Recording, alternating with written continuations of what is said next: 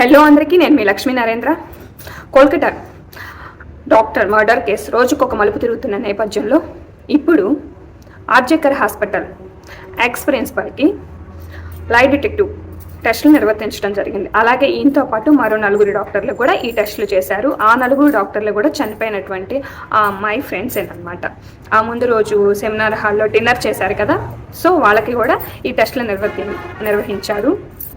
నిన్నటి వరకు CC ఫుటేజ్లో only Sanjay Roy మాత్రమే కనిపించారు. ఇప్పుడు సీసీ ఫుటేజ్లో అనూహ్యంగా ఒక లేడీ హౌస్ స్టాఫ్ అనమాట ఆ సంఘటనకు ముందు అంటే 11:30-12 టైంలో పైకి కిందకి తిరుగుతున్నట్లుగా కనిపించారు.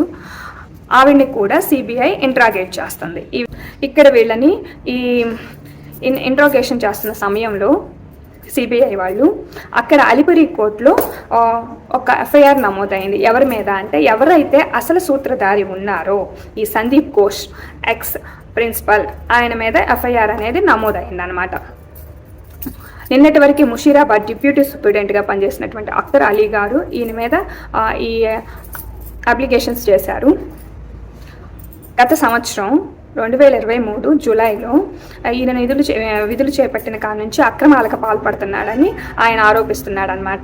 ఇది లాస్ట్ ఇయర్ విజిలెన్స్ డిపార్ట్మెంట్కి రిపోర్ట్ చేసినా కూడా పెద్దగా ఎవరు స్పందించలేదు. సో ఇప్పుడు ఆయన సిబిఐ ఆఫీస్కి వచ్చేసి మరలా ఎఫ్ఐఆర్ అనేది ఇలా కేసు పెట్టడం జరిగింది. సో ఎఫ్ఐఆర్ అనేది నమోదైంది అనమాట ఈ సందీప్ ఘోష్ మీద. అసలు ఈ అమ్మాయి హత్య అనేది ఎలా యాక్సిడెంటల్గా జరిగిందా లేకపోతే ప్రీ ప్లాన్ మర్డరా అనేది తెలియాలి అంటే మనకి ముందు అసలు ఆ హాస్పిటల్లో ఏం జరుగుతుంది.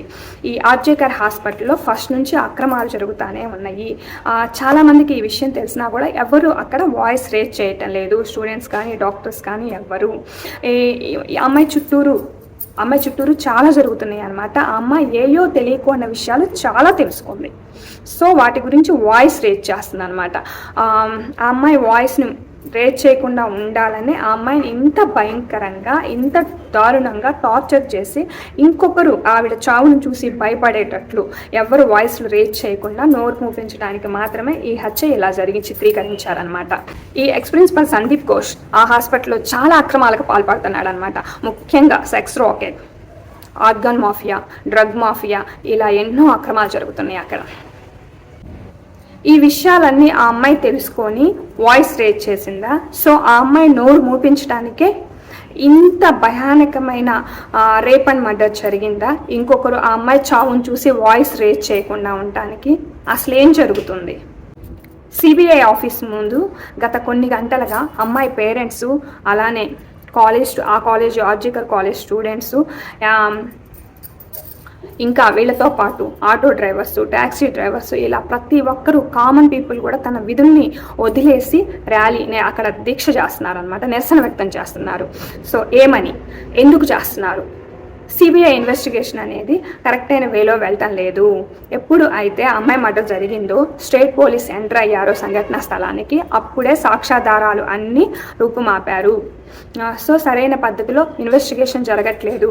అమ్మాయి పేరెంట్స్ ముఖ్యంగా ఏం చెప్తున్నారు అంటే సంజయ్ రాయ్ అనే వ్యక్తి ఇక్కడ పావు మాత్రమే, అతనే మెయిన్ హంతకుడు కాదు.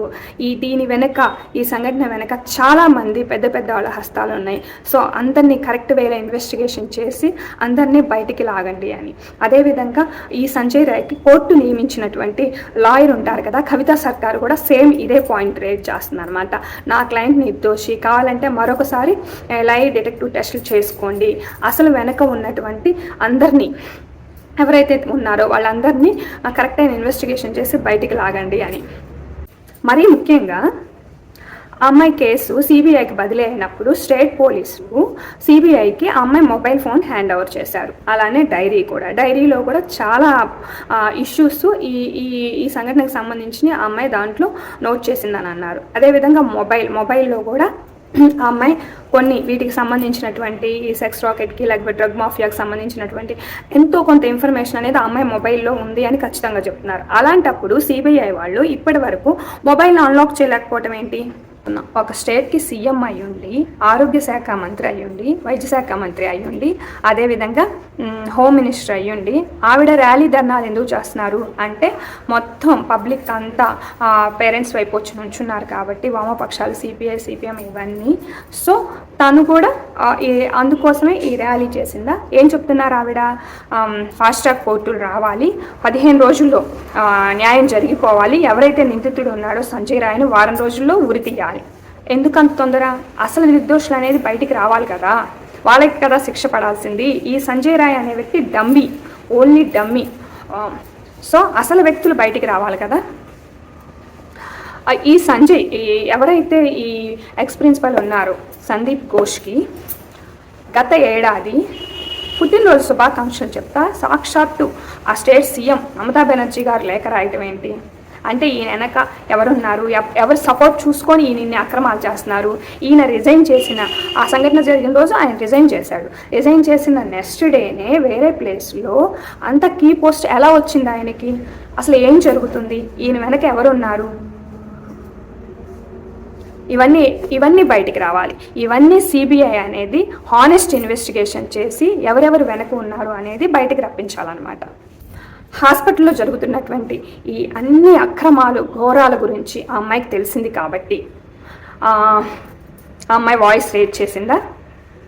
సో అక్కడ జరుగుతున్నటువంటి డ్రగ్ మాఫియా కానీ, ఆర్గానిక్ మాఫియా కానీ, సెక్స్ రాకెట్ కానీ, ఈ ఆర్గానిక్ మాఫియా వల్ల కానీ, డ్రగ్ మాఫియా వల్ల కానీ ఆ అమ్మాయికి నొప్పి తగలకపోవచ్చు. కానీ ఏదో ఒక టైంలో ఈ సెక్స్ రాకెట్ వల్ల ఆ అమ్మాయి ఇబ్బంది పడి ఉండొచ్చు. అందుకే తను వాయిస్ రేజ్ చేస్తుందా? తనలాగా మిగతా వాళ్ళలాగా సైలెంట్గా ఉండలేకపోయిందా? తను హైర్ అథారిటీకి రిపోర్ట్ చేస్తానందా? వాళ్ళు కూడా వినిపించుకోకపోతే ప్రెస్కి వెళ్తానందా? సో ఆవిడ నోరు మూపించటానికే ఇదంతా చేశారా? ఇంత భయానకంగా చిత్రీకరిస్తే ఒక చావుని ఇంకొకరెవరో వాయిస్ రేజ్ చేయకుండా ఉంటారని ఇంత దారుణంగా ఈ హత్యని ప్లాన్ చేశారా? ఆ అమ్మాయిని దారుణంగా చంపబోతున్నారన్న విషయం వాళ్ళ ఫ్రెండ్స్కి, ముఖ్యంగా ఎవరైతే లేడీ ఫ్రెండ్స్ డాక్టర్స్ ఉన్నారో వాళ్ళ ఫ్రెండ్స్కి ముందే తెలుసా? అసలు అప్పుడు అది డ్యూటీ ప్లేస్కి పక్కనే ఉంది కదా, సెమినార్ హాల్ ఎంతో దూరంలో లేదు. నిత్యం అది ఏంటి గవర్నమెంట్ హాస్పిటల్, నిత్యం లక్షలాది మంది, వేలాది మంది పేషెంట్లతో అర్జెన్సీ కేసులు వస్తూనే ఉంటాయి కదా, మిడ్ నైట్లు కదా. మరి ఈ అమ్మాయిని ఇక్కడ చంపుతుంటే కొంచెం సౌండ్స్ కూడా ఎవరికి బయటికి రాలేదా, వినపడలేదా? సో అప్పుడు దాకా ఆ అమ్మాయి ఫోన్ చూస్తుంది, ఫోన్లో ఒలింపిక్స్ చూస్తుందని చెప్పింది ఎవరు? ఆ అమ్మాయి తర్వాత వెళ్ళి పునుకుందని చెప్పింది ఎవరు? అక్కడ అంతా రేప్ అండ్ మర్డర్ భయంకరంగా జరుగుతుంటే అక్కడ ఆ ఏరియాకి ఎవరిని రాకుండా కాపలా కాసింది ఎవరు? అసలు అక్కడ ఈ అమ్మాయి ఒకటే ఉందా? ఈ అమ్మాయితో పాటు వేరే లేడీ డాక్టర్స్, డ్యూటీ డాక్టర్స్ లేరా? వాళ్ళు వచ్చి కొనుక్కోరా? ఇంకా మెడికల్కి సంబంధించిన వాళ్ళు, నర్సులు, చాలామంది స్టాఫ్ ఉంటారు కదా, వాళ్ళందరికీ ఇక్కడ ఏం జరుగుతుందో ఎవరికీ తెలియలేదా? లేదా అందరికీ తెలిసి సైలెంట్గా ఉన్నారా? ఈ విషయాలన్నీ ఇవన్నీ కరెక్ట్ అయిన వేలో ఇంట్రాగేట్ చేస్తే ఎవరైతే ఆ అమ్మాయి ఫ్రెండ్స్, కొలీగ్స్, డాక్టర్స్ ఉన్నారో వాళ్ళని కరెక్ట్గా ఇన్వెస్టిగేషన్ అనేది చేస్తే ఒక ట్రూ ఇన్వెస్టిగేషన్ ద్వారా మాత్రమే ఈ నిజాలన్నీ బయటకు వస్తాయి అన్నమాట. అక్కడ ఆ రోజు రాత్రి ఆ అమ్మాయి హత్య జరగబోతుందన్న విషయం అక్కడ వాళ్ళకి ముందే తెలుసా? వాళ్ళ ఫ్రెండ్స్ అన్నీ తెలిసే సైలెంట్గా ఉన్నారా? నెక్స్ట్ డే ఆ అమ్మాయి చనిపోయినాక వాళ్ళ పేరెంట్స్ అమ్మాయి బాడీ చూడటానికి వచ్చినప్పుడు ఎందుకు పేరెంట్స్కి వాళ్ళ ఫ్రెండ్స్ అస్సలు సహకరించలేదు? అంటే సంజయ్ రాయ్ అసలు నేరస్తుడే కాదా? ఏ పాపం తెలియదా తనకి అంటారా? కాదు, సంజయ్ రాయ్ కూడా ఇందులో ఒక భాగస్థుడు. కానీ అసలు నేరస్తులు అనేవాళ్ళు చాలామంది ఉన్నారు.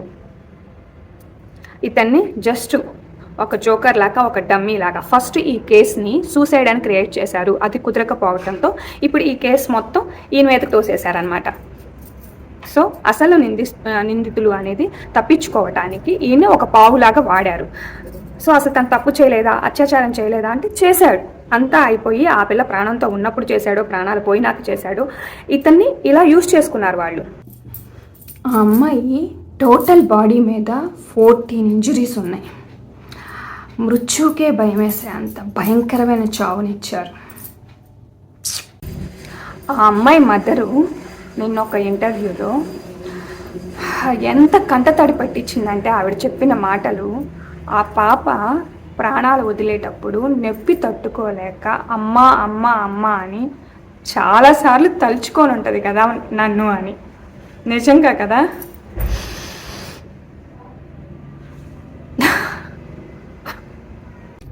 చనిపోయిన అమ్మాయిని ఇటు వెనక్కి తీసుకురా, కనీసం ఆవిడ చావుకి ఒక అర్థం ఉండేటట్లు చేయాలన్నమాట. అంతమంది ఉండంగా తను మాత్రమే వాయిస్, అక్కడ జరిగే అక్రమాల మీద తను మాత్రమే ఎందుకు వాయిస్ రేజ్ చేసింది? వాయిస్ రేజ్ చేసి తను కొంతమంది మాట్లాడవచ్చు, వాయిస్ రేజ్ చేయటం వల్ల తను సాధించింది ఏంటి అని. కానీ తన గొంతు ఇప్పుడు కోట్లాది మంది భారతీయుల గొంతుగా వినపడుతుంది ఇప్పుడు. జస్టిస్ ఫర్ అభయ. అసలు ఆ హాస్పిటల్లో ఏం జరుగుతుంది ఏంటి మొత్తం దాని వెనక ఎవరు ఉన్నారు అందరూ బయటకు వస్తారనమాట అతి త్వరలోనే. సో ఆవిడ చావుకి ఒక అర్థం ఉండాలి అంటే ఆవిడకి జస్టిస్ జరగాలి అన్నమాట. ఆ అమ్మాయి టోటల్ బాడీ మీద 14 ఇంజరీస్ ఉన్నాయి అన్నమాట. CCTVలో సంజయ్ రాయ్ ఆ సెమినార్ హాల్లోకి ఎంటర్ అయినప్పుడు టైం 4:03, అలానే ఎగ్జిట్ అయినప్పుడు 4:40, అంటే 37 మినిట్స్లో ఒక వ్యక్తి 14 ఇంజరీస్ చేయగలడా? సాధ్యమా? మనం గమనిస్తే 2012లో నిర్భయ కేసు కానీ, ఆ తర్వాత జరిగిన హైదరాబాద్లో ఒక లేడీ డాక్టర్, తను వచ్చేటప్పటికి వెటర్నరీ డాక్టర్, నిర్భయ వచ్చేటప్పటికి ఫిజియోథెరపిస్ట్, బస్లో జరిగింది కదా. నెక్స్ట్ ఇప్పుడు ఈ అమ్మాయి కూడా డాక్టర్ అనమాట. బాధాకరమైన విషయం ఏంటంటే వీళ్ళ ముగ్గురు సమాజానికి సేవ చేయాలని ఈ డాక్టర్ వృత్తిలోకి వచ్చిన ఆడపిల్లలు. ఏది ఏమైనా మన CBI ఇన్వెస్టిగేషన్ ఆఫీసర్సు చక్కగా నిజాయితీగా తన ఇన్వెస్టిగేషన్ అనేది కంప్లీట్ చేసుకొని కరెక్ట్ అయిన సాక్ష్యాధారాలను కోర్టుకు అప్పగిస్తారు. వీళ్ళు ఇచ్చే సాక్ష్యాలను బట్టే తీర్పు ఉంటుంది. కాబట్టి ఈ ఇన్వెస్టిగేషన్ అనేది కరెక్ట్ అయిన పద్ధతిలో జరిగి నిజమైన నిందితుల అందరికీ శిక్ష పడాలని మనస్ఫూర్తిగా కోరుకున్నాం. జై హింద్.